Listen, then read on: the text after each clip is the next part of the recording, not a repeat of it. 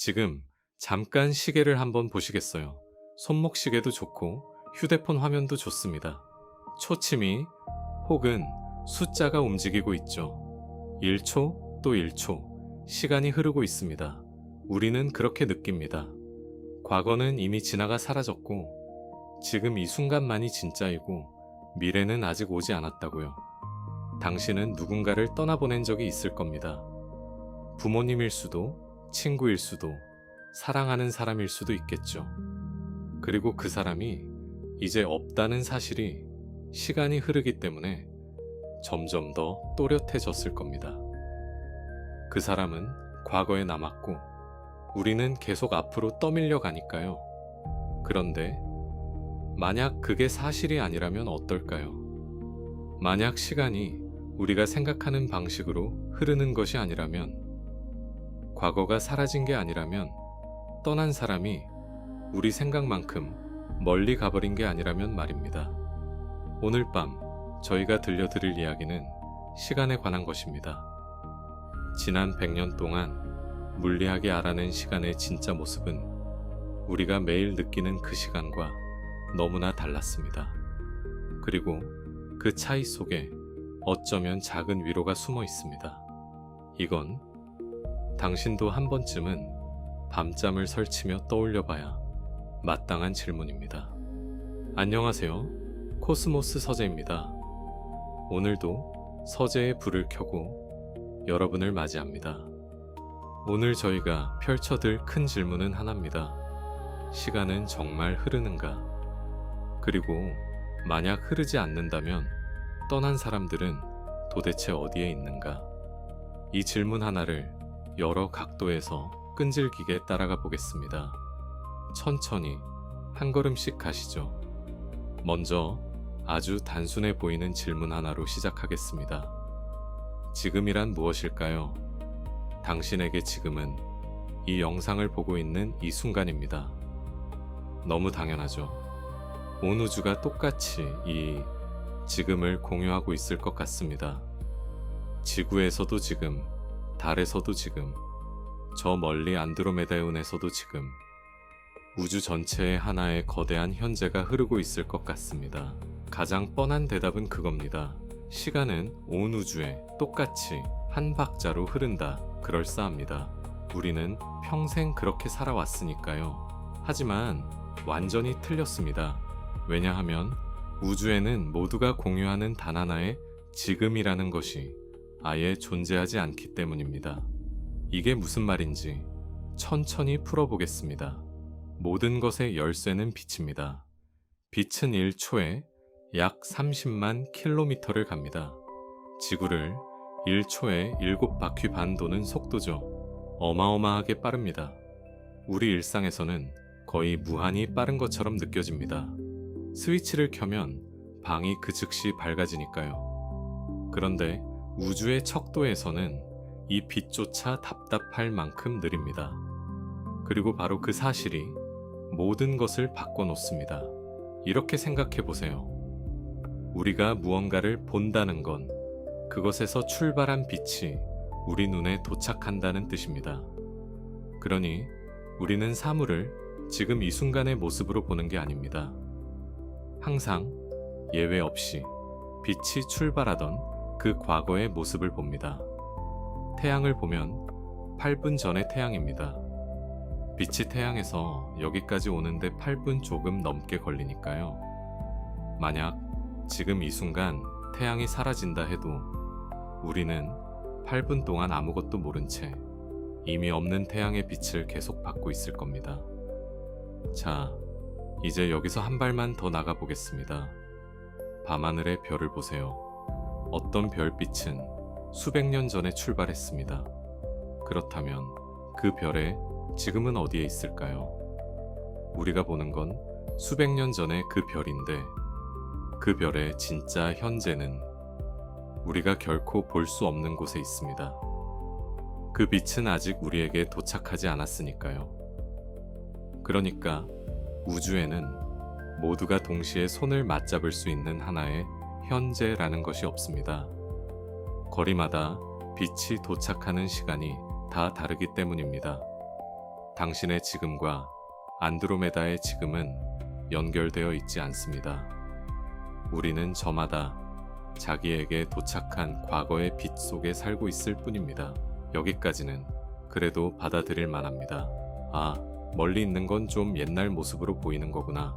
그런데 진짜 이상한 이야기는 이제부터입니다. 자, 이제 제가 100년 전 한 물리학자가 떠올린 아주 유명한 상상 실험 하나를 들려드리겠습니다. 머릿속에 그림을 그려보세요. 길고 빠른 기차 한 대가 달리고 있습니다. 그리고 그 기차의 정중앙에 한 사람이 서 있습니다. 기차의 맨 앞과 맨 뒤에는 전구가 하나씩 달려 있고요. 어느 순간 이 두 전구가 그 사람이 보기에 정확히 동시에 반짝입니다. 가운데 선 사람 입장에서는 당연합니다. 앞과 뒤가 똑같은 거리니까 양쪽 빛이 동시에 자기 눈에 도착하거든요. 그러니 그 사람은 자신 있게 말합니다. 두 정우는 동시에 켜졌다. 그런데 이 장면을 기차 밖 플랫폼에 가만히 서 있던 다른 사람이 보고 있었다고 해봅시다. 이 사람에게는 전혀 다른 일이 벌어집니다.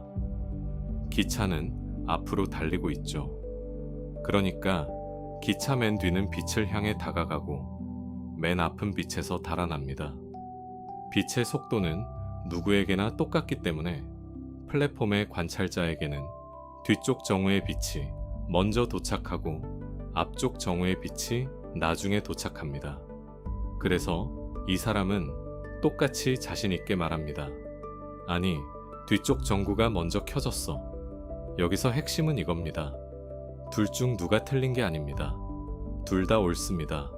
기차 안의 사람에게는 두 사건이 정말로 동시에 일어났고 플랫폼의 사람에게는 정말로 시간차를 두고 일어났습니다. 동시에 일어났다는 말 자체가 누가 보느냐에 따라 달라지는 겁니다. 우주에 진짜 동시라는 건 없습니다. 이걸 물리학에서는 동시성의 상대성이라고 부릅니다. 그리고 이건 비유가 아닙니다. 머리로 지어낸 말장난이 아니라 100년 넘게 수없이 실험으로 확인된 우리 우주의 실제 작동 방식입니다. 이게 왜 그렇게 충격적일까요? 한번 곱씹어 보세요. 어떤 사람에게는 아직 일어나지 않은 미래인 사건이 다른 사람에게는 이미 일어난 과거일 수 있다는 뜻이니까요. 누군가의 미래와 누군가의 과거가 같은 사건을 가리키고 있을 수 있다는 겁니다. 그렇다면 묻지 않을 수 없습니다. 과거와 현재와 미래라는 구분이 보는 사람마다 이렇게 뒤섞인다면 그 구분은 정말 우주의 근본적인 진실일까요? 아니면 그저 우리 인간이 세상을 보는 하나의 방식일 뿐일까요? 여기서 잠깐 숨을 고르고 넘어가겠습니다. 지금까지의 이야기를 정리하면 이렇습니다. 우주에 모두가 공유하는 지금은 없다. 그리고 무엇이 과거이고 무엇이 미래인지조차 보는 사람에 따라 달라진다. 이 두 가지를 진지하게 끝까지 밀고 가면 아주 낯설고 거대한 그림 하나에 도달하게 됩니다. 그 그림을 이렇게 말할 수 있습니다.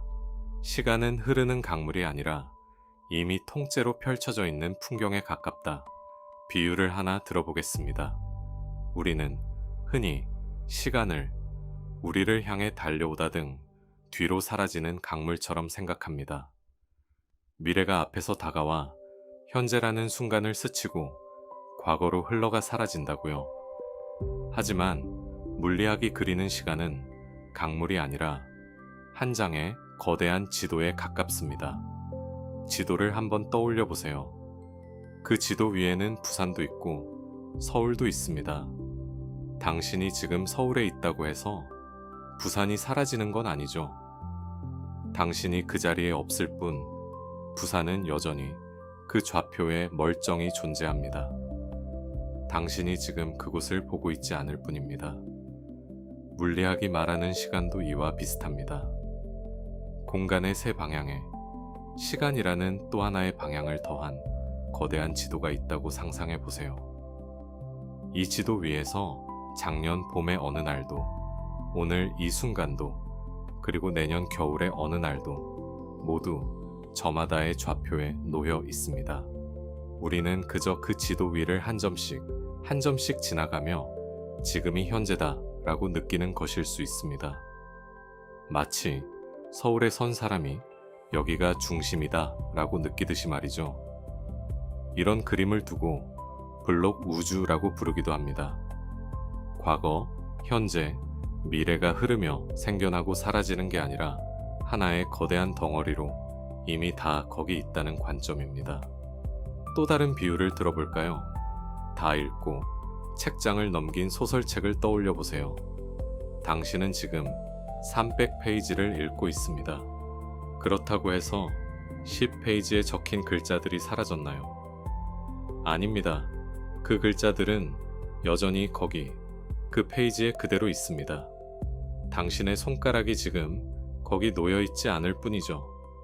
이 관점에서 보면 시간 속의 모든 순간은 그 책의 모든 페이지처럼 지워지지 않고 그 자리에 그대로 있습니다. 여기서 솔직하게 한 가지를 짚고 가야겠습니다. 시간이 정말로 이렇게 다 펼쳐져 있는 것인지, 아니면 우리 느낌대로 진짜로 흐르는 것인지, 이건 아직 완전히 결판난 문제가 아닙니다.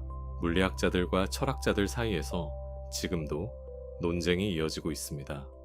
어떤 이들은 상대성 이론이 블록 우주를 강하게 가리킨다고 보고, 또 어떤 이들은 시간의 흐름이 실제한다고 봅니다.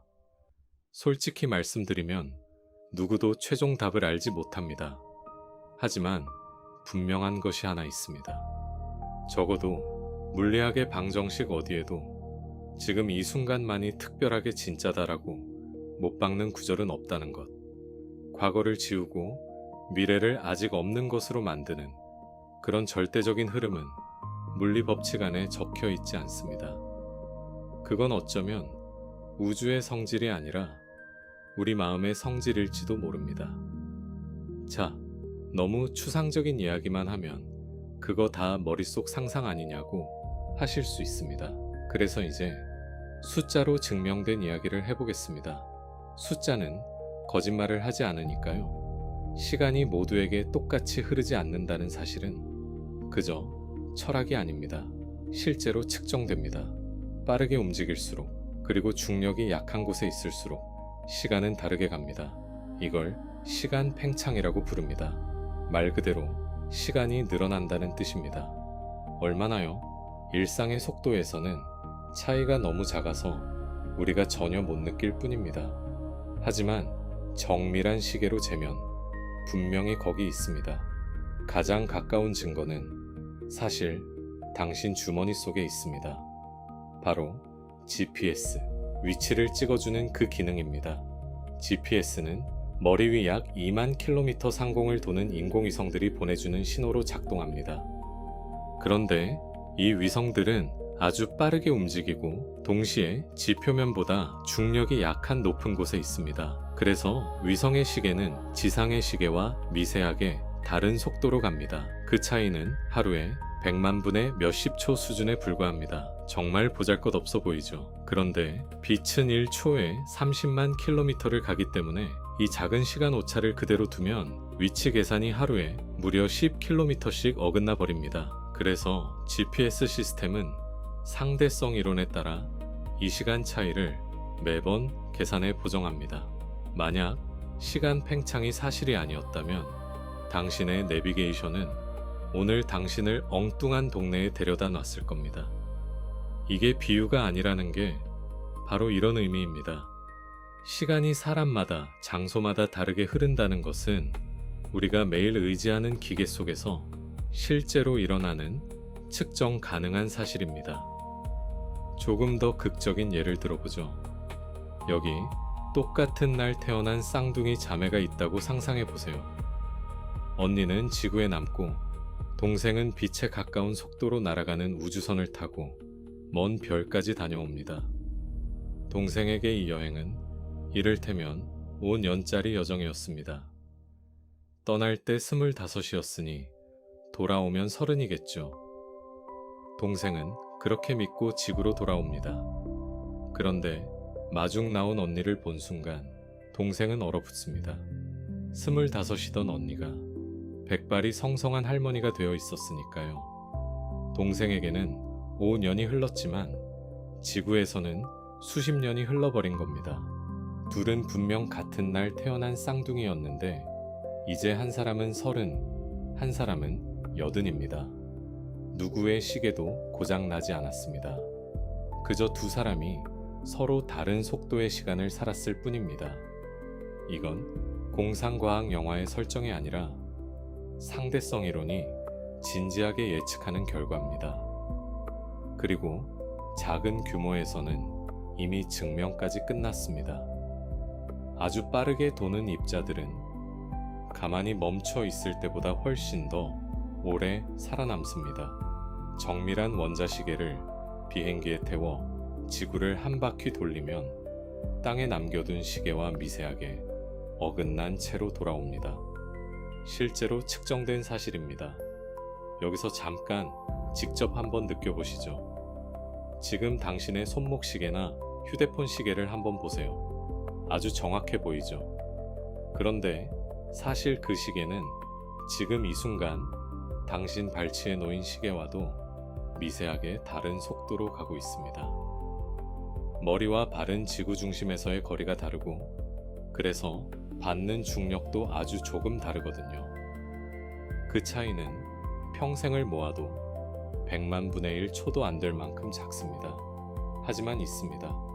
당신의 머리는 당신의 발보다 아주 조금 더 빠른 미래를 살고 있는 셈입니다. 이것도 비유가 아닙니다. 그러니 시간은 모두의 손목 위에서 똑같이 째깍거리는 절대적인 박자가 아닙니다.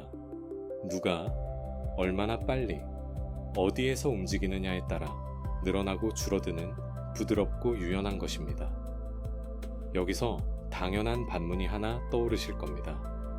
시간이 흐르지 않는다고? 무슨 소리야? 나는 지금 이 순간에도 시간이 흐르는 걸 똑똑히 느끼는데.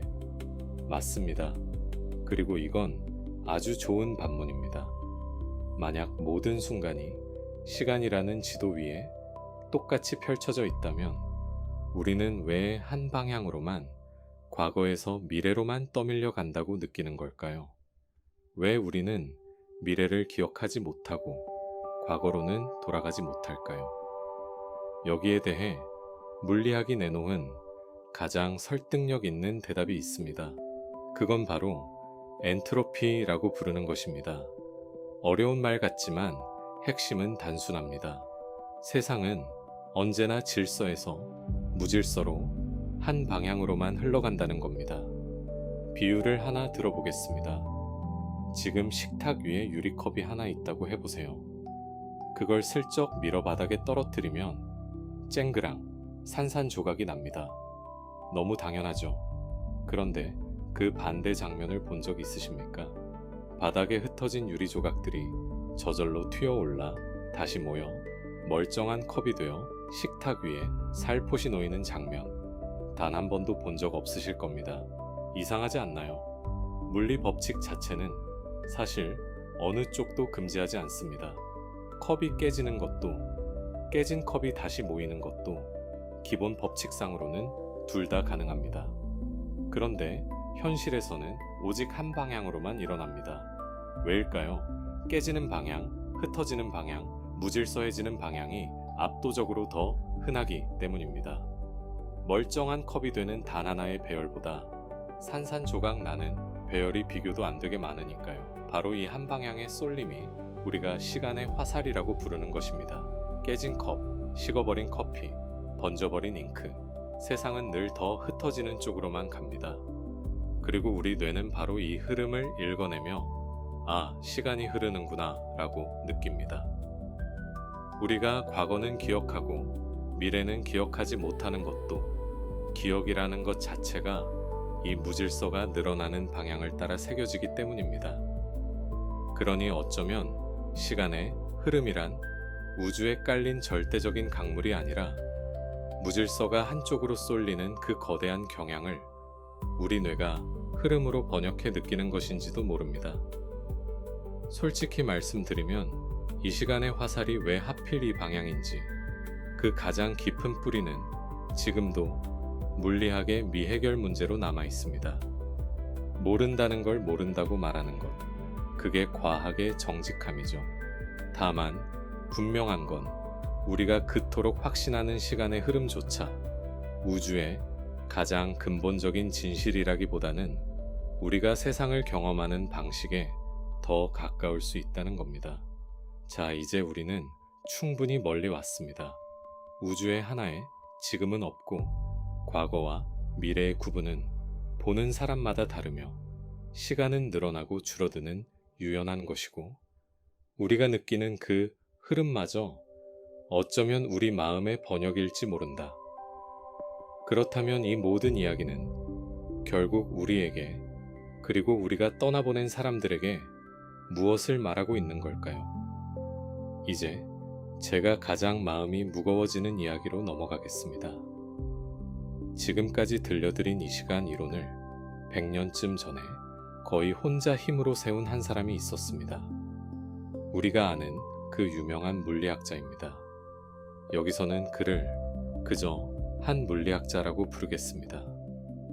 중요한 건 이름이 아니라 그가 인생의 끝에서 한 일이니까요. 그에게는 평생의 벗이 있었습니다. 이름은 미셸 베소. 두 사람은 젊은 시절 함께 공부했고 한때 같은 특허 사무소에서 일하며 매일같이 우주의 문제를 토론했습니다. 베소는 그가 상대성 이론을 다듬던 시절 옆에서 그 생각을 들어주고 되받아주던 단 한 사람이었습니다. 실제로 그는 자신의 1905년 상대성 이론 논문에서 도움을 준 사람으로 베소의 이름을 단 한 명 유일하게 적어 넣었습니다. 그렇게 평생을 함께한 벗 베소가 1955년 3월에 세상을 떠납니다. 벗의 부고를 받은 그는 베소의 가족에게 위로의 편지를 씁니다. 그리고 그 편지 안에 평생 시간을 연구한 사람만이 쓸 수 있는 문장을 남깁니다. 그가 실제로 쓴 말을 그대로 옮겨보겠습니다. 이제 그는 나보다 조금 앞서 이 이상한 세상을 떠났습니다. 하지만 그것은 아무 의미도 없습니다.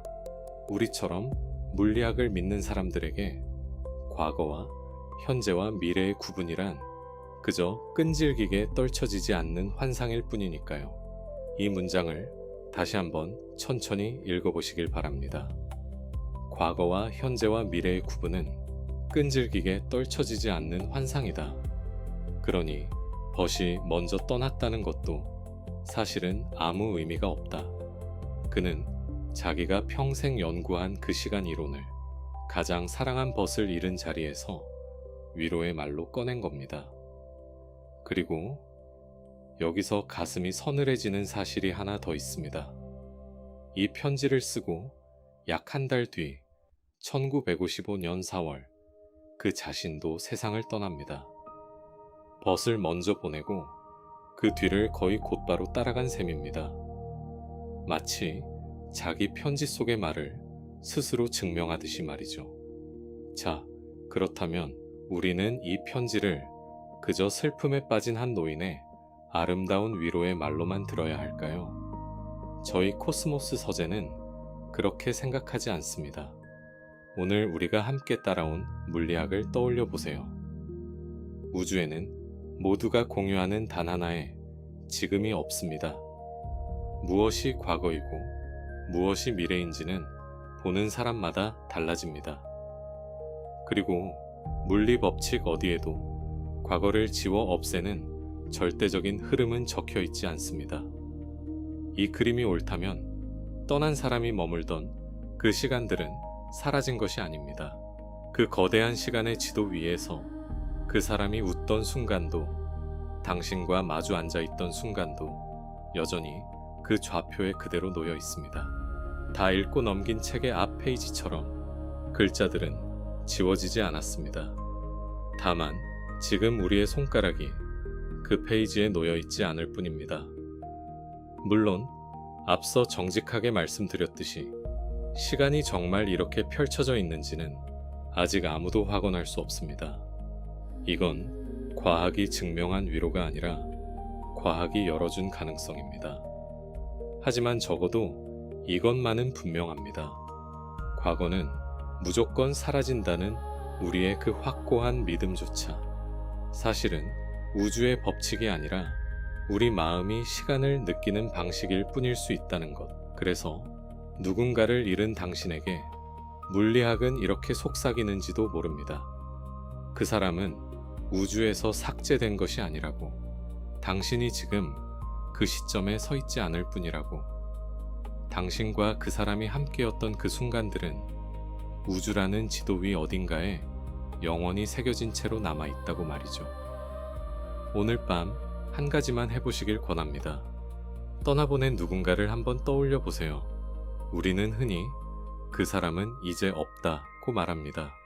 하지만 오늘 이야기를 따라오셨다면 이렇게 바꿔 말해볼 수도 있습니다. 그 사람은 다른 시간 속에 있다. 그 사람과 함께했던 순간은 흘러가 사라진 것이 아니라 시간이라는 풍경 속 한자리에 그대로 머물러 있는 것이라고요. 오늘 밤 하늘을 한번 올려다 보시길. 그 빛은 당신을 향해 아주 오래전에 출발했으니까요. 그리고 그 오래된 빛이 지금 당신에게 닿는다는 것 자체가 과거가 결코 완전히 사라지지 않는다는 가장 작은 증거입니다. 떠난 사람들은 우리 생각만큼 멀리 가지 않았는지도 모릅니다. 그들은 그저 우리가 지금 발 딛고 선 이 시간으로부터 다른 좌표에 머물러 있을 뿐입니다. 오늘 코스모스 서재가 준비한 이야기가 작은 울림이 되었기를 바랍니다. 채널 구독과 알림 설정 부탁드립니다. 다음 서재의 밤에 또 다른 별의 이야기로 찾아오겠습니다.